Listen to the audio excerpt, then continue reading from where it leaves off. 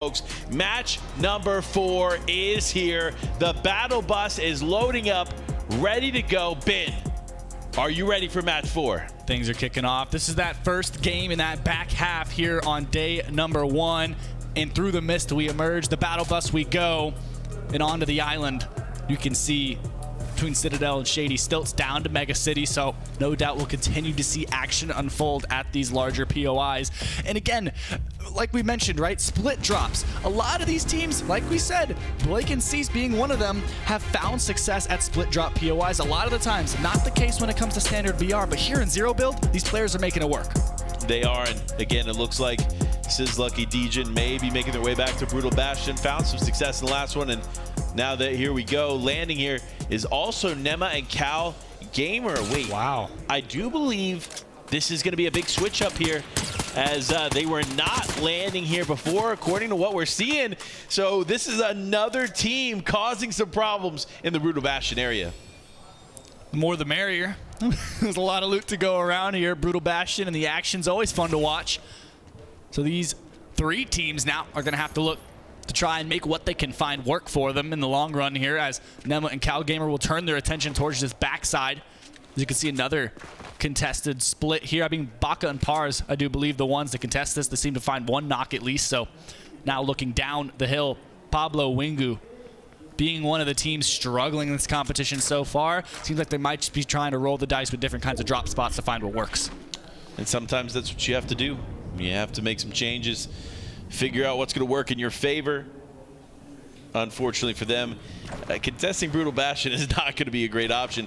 And for Satam and Smicky, they're opting to just quickly loot up what they can and go. This is a play that I like from them. They weren't finding success in game 1 and 2, so the best course of action is get what you can and just get out of there and use some of this other existing area to rotate and loot up, because there's still a lot of loot to go around in the snow.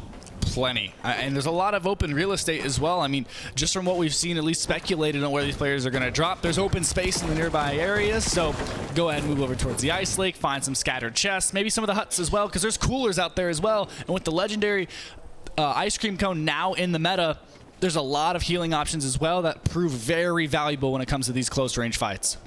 So you got to call it what it is. It's Little Whip special serve. Don't forget it, that legendary ice cream cone.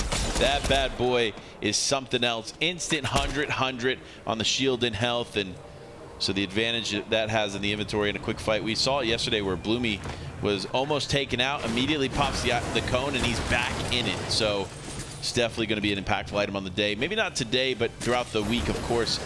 Definitely going to see some plays from that, but Carmi and Vanyak still playing it from here, and you see Epic Whale and Acorn are locked and loaded, both landing Mega City.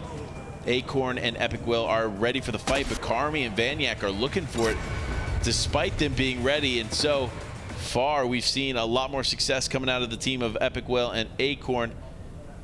Nevertheless, it could all change here. Remember, 5 out of the 6 games competing each day will count towards the overall leaderboard, so you can have a bad game and it'll be all right. The whole point is to make sure you stay majority of the games, stay consistent, be happy with your scores so you don't have too many to burn, 1 per day. But Baka and Pars finding those 2 eliminations and holding down the drop spot for the time being. Pablo Wingo being the team to contest them and coming out on top here. These 2 looking to loot up. The rest, they are on this far dead side of zones as it does continue to pull to the north. Dubs the next step, similar situation here. Kind of looking around, using the vehicle to try and jump spot, see if anybody's nearby. The Hollow Whisper is just to the north as well. Those natural launch pads for mobility, as Tax and Move find themselves still down in the jungle trying to find some scraps. Doing a good job here of now taking up the high ground spot. They are potentially going to look for Dubs and his teammate there. So almost said Mega. I know it's accept, but you can't. It's one of those things. It's like Seti and Cammy that will always come together when years and years of playing together. But of course, you gotta love Dubs finding success here with Accept. Accept is a phenomenal player as well. Been in and out of the scene for quite some time, and great to see him here performing, of course, on the biggest stage. Another team I really want to mention, I want to focus on, it is Source and Notch.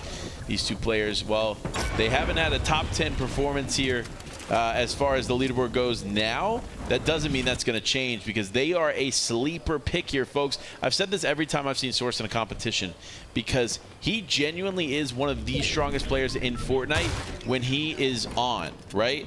Yeah. When he is locked in, ready to go, no matter the teammate we've seen him with, no matter the situation he's put himself in or found himself in, he is a sleeper pick because he's just exceptional at the game. So we'll continue to watch how that plays out there for that team. But Carmi and Vanyak holding strong here. They find themselves in, you know it's the Kinjitsu crossing area, but it's more of the Queasy Veno area. Because they just continue to dominate this spot in and out, both in builds, zero builds. It didn't matter which mode you find them in. They're finding a lot of success, but now Clicks and Duke, right there, you do see the ice cream cone in the inventory, Ben. First time, or one of the first few times we've been able to actually see it in the inventory, not just immediately getting used off spawn. No, I mean, it is very useful if you can find it in your inventory at the right time during an engagement with another team. You're low HP, instantly right back into the fight. Don't need to leave your teammate to 1v2 for too long. You can get right back into it and start trading shots again. And this is where these players, right? This is a recent update. A lot of them don't have the time that they have with the rest of the meta and the rest of the loot pool put in with it. So you have to make sure that you can adapt on the fly, just like majority of these players are great at doing. These are the top zero build and standard BR players from all around the world, so they're nothing but the best. Nothing but the best here for the people at home.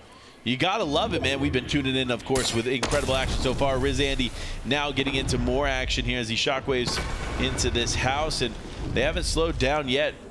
Nice little pickup here on the ice cream cones. Just a little bit of health put on him, as Refsguard and Andy have been very, very active, not just today, but in general. So I don't expect it for them to slow down because they were elimination heavy there in the qualifiers. Part of the reason they were finding success and qualified onto today. Zemi and Pen in this game. Very strong start at the beginning of the day, looking to try and make some ground back on this leaderboard. And of course, lowest game drop, so still plenty of time to continue to improve. Dubs and Accept down in the jungle, in the leaves, in the brush, trying to spot out, look for a surprise jump on a duo, maybe a little bit of a refresh. Yamzo and Paper, same kind of a mindset here, just looking for a safe path into the zone, some extra vault loot possibly, maybe even a rift because they are located low spy. But they'll just try and stay down below, pump and trashy. Zone starts to move. They have this launch pad just clearing the area, seeing if any duo is going to rotate in and try and use it themselves. As we'll get a look at this second zone. This will be a crucial one. If a pull up towards the north or the south, most likely towards this left side. We'll have to wait and see as it go ahead and present itself. It will be this far left center pull, so a lot of players have a long way to go. Interesting. This is a zone that we've seen one other time today, but not a ton, both in DreamHack Summer and of course in the qualifiers yesterday. So I'm liking this new zone placement here for us to kind of explore because it doesn't favor any of the significant teams that we've been watching over the weekend so far, but we'll see how that continues to play out as Pars and Baka getting into a fight here. That's going to be Nema and Cal Gamer. And Cal does go down, and that's going to be Baka and Pars finding a lot more success here. Nema needs to be careful. Even though he's healthier, Pars and Baka are not a team to play with as Nema is down and out. That accelerant shotgun, such a powerful weapon, but when caught off guard in a 1v2 situation, not a lot you can do. So Pars and Baka cleaning that one up to find 4 eliminations. A great pickup for them, as more duos will continue to look to try and find these mid-game elims. 41 teams remain in this game, so Storm Surge will more than likely be imminent. So now you see a lot of teams trying to move as quickly as they can towards something elevated at a higher vantage point to look down and try and get a couple more tags with a team before Storm Surge comes into effect. Well, listen, Zandy and Refsguard, man, this is no time to party. I see you guys over in Peely's little party land here near Creaky Compound. No, this is a competition worth $2 million on the line. I know, I'm just playing, but they're locked in the vehicle. One of the best mobility items, of course, in the game as of right now. Cammy and Japko, though. do seem to be fighting for this combat cash, and big shots coming through here as Cammy just absolutely rains terror onto Carmi and Vanyak, forcing them to separate. This could be a tough fight here for them. That's going to be Carmi officially going down, but Cammy now being punished, as that is Kika and Kenzo there in the distance. And there's a reason they have a 200-point lead right now. Cammy and Japko, expert execution there. They're looking to hold on to this combat cash to the left to get those slurp juices in inventory. Almost a necessary item to have into these later zones. When it comes down to fighting, nothing is better. But we'll see it. Clicks and Duke now looking to clean up a little bit and find that first elimination of the game. A little bit of extra loot as well. They have the ice cream cone still in inventory that we saw earlier on, not having to utilize it quite yet. Can we talk about the hair thing for a second?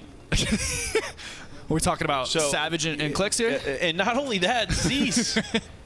Wow, I could throw him into the mix. Look at everybody's got the blonde hair. Even Pink has blonde hair now. It doesn't quite look the same, to be fair. The hairstyle for Cease, Clicks, and them are all the same. But, like, I wonder if it's a buff. Do you think it's a buff for these players to have the blonde hairstyle? I don't know, but now Thomas HD not finding a lot of success on the day, but that's turning around now. 2 eliminations cleaned up quick here for this team, and that's what you love to see. Lots of expectation coming into the weekend, and they're coming back in hot here in the second half. Malibuca, Thomas HD, a little bit worried they might have jinxed it just because so many people put the eggs in their basket. And the problem is, I mean, these two are still so talented, right? Most teams would shy away from a fight like that. The bottom of the temple, where the rifts are, there's only one way in, one way out. Teams usually try and run away, but them, not that duo. They want to take the fight. The Booga threats down here by the water. Lardle and Bloomer just above, lurking by the tower. So these two look to try and rotate in, find themselves a little bit of a better spot.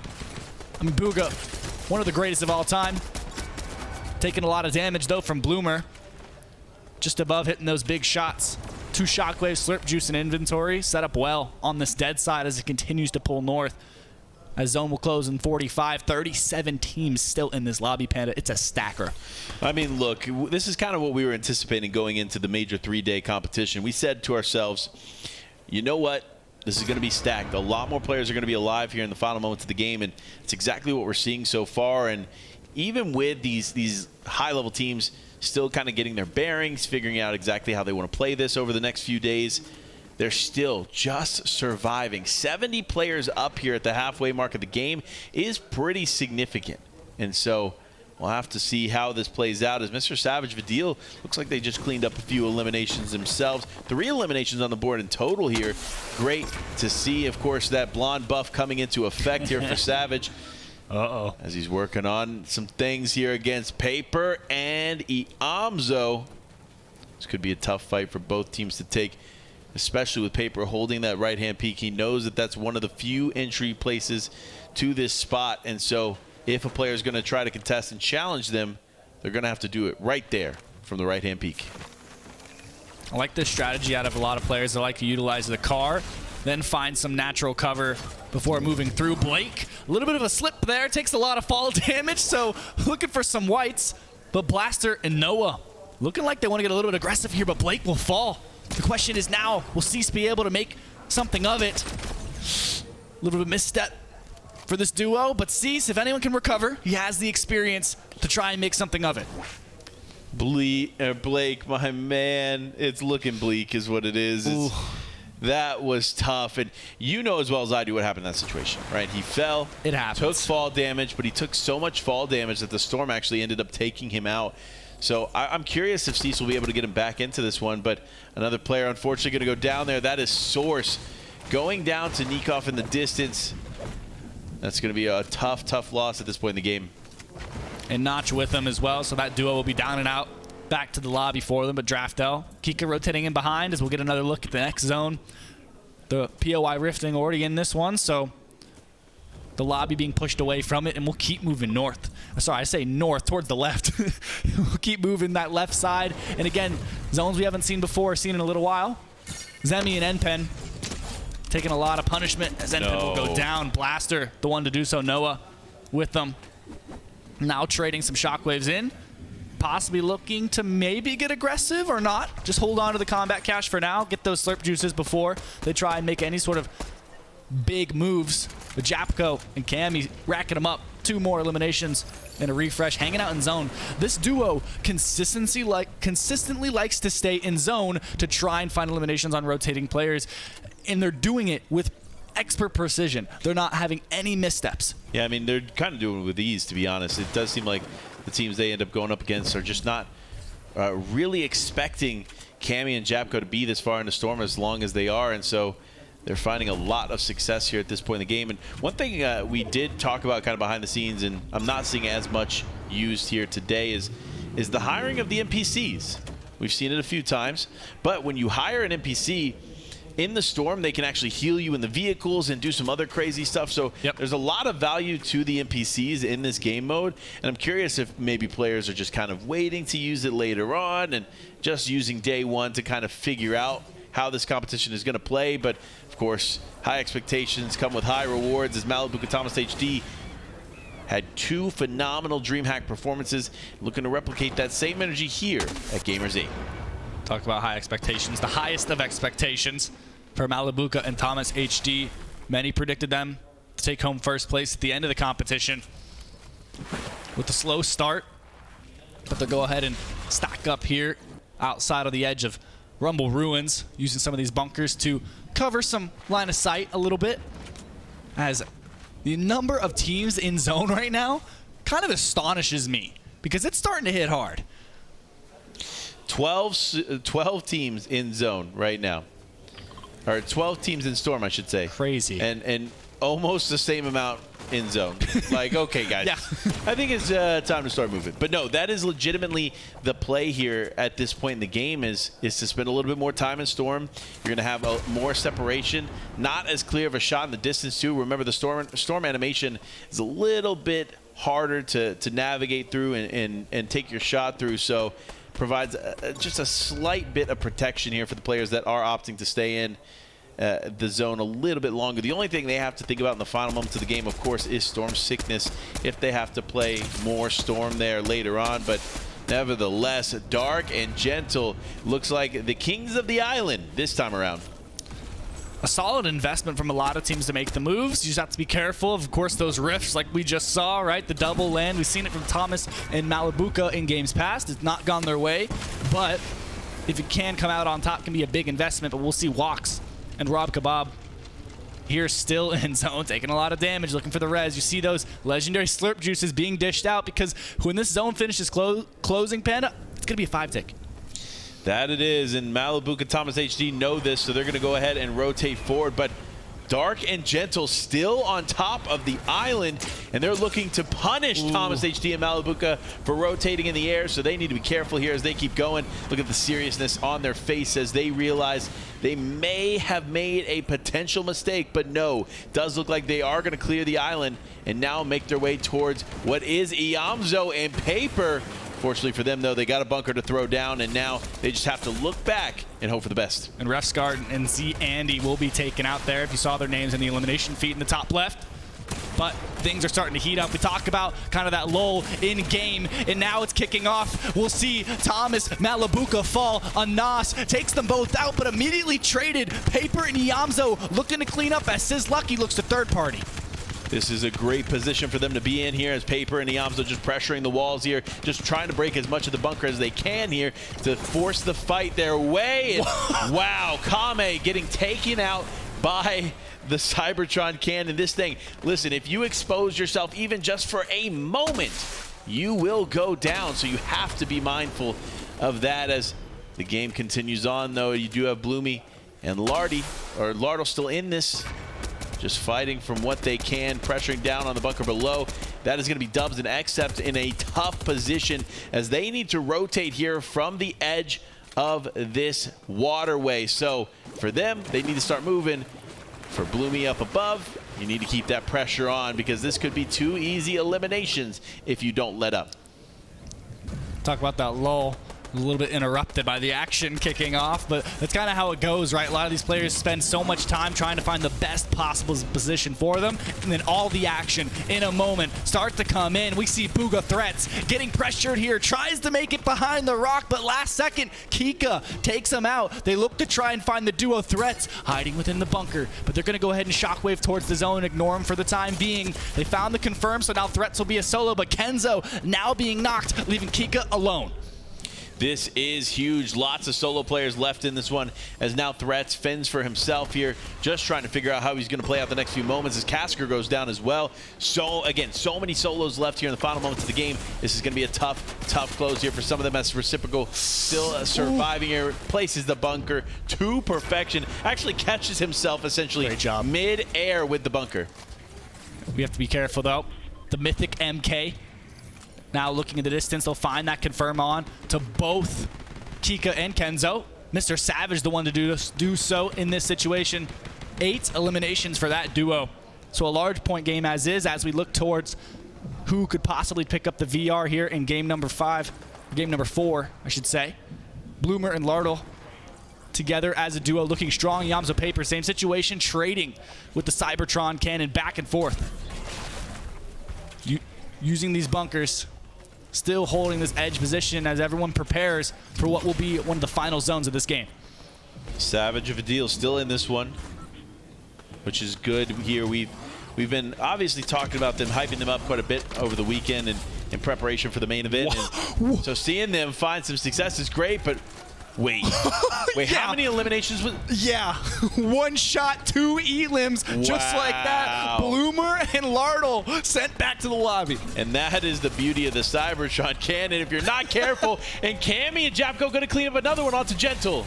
That'll make it 11 eliminations for them this game. They're already in first. They don't need a game like this, but they're going to show the lobby that they're here to compete for that first place spot and their share of $2 million.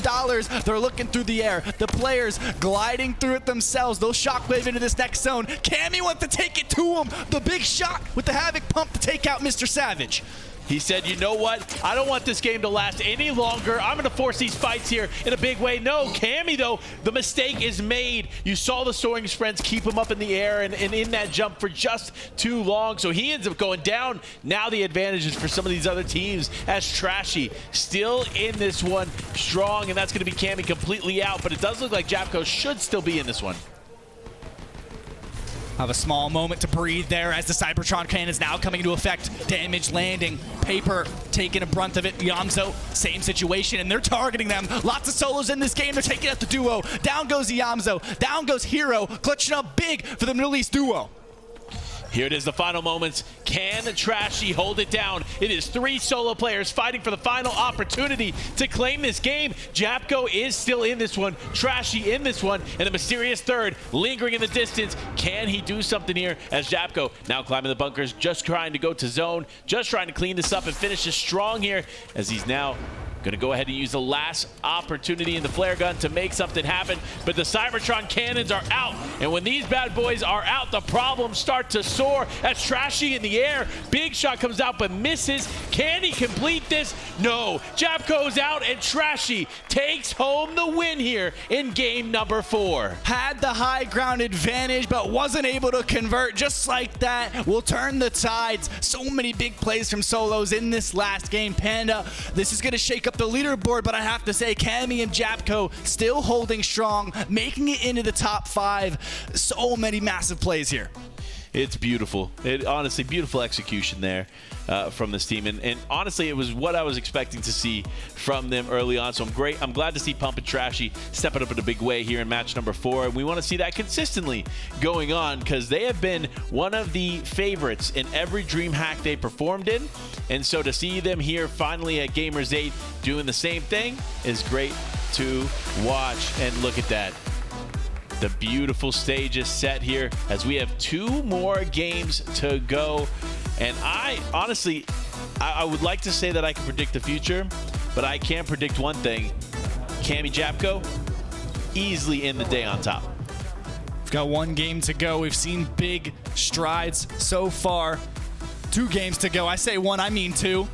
I'm getting ahead of myself. One game that counts. One game that counts. That's true. 5. Best 5 on the day going to go into your total leaderboard here. Cammy and Japko haven't had a single bad game so far, so they're not going to have to worry about that. They're just looking to continue to build on that lead. We saw so many big plays, though. We saw Hero in those final moments making their way out of the Middle East qualifier. Big games as well. It'll be interesting to see where they are on the leaderboard. But again, Japko, so many eliminations. They found the placement points as well, but that seems to be the name of the game. Big strides as far as eliminations, but we're going to be going to a quick break, so do not go anywhere.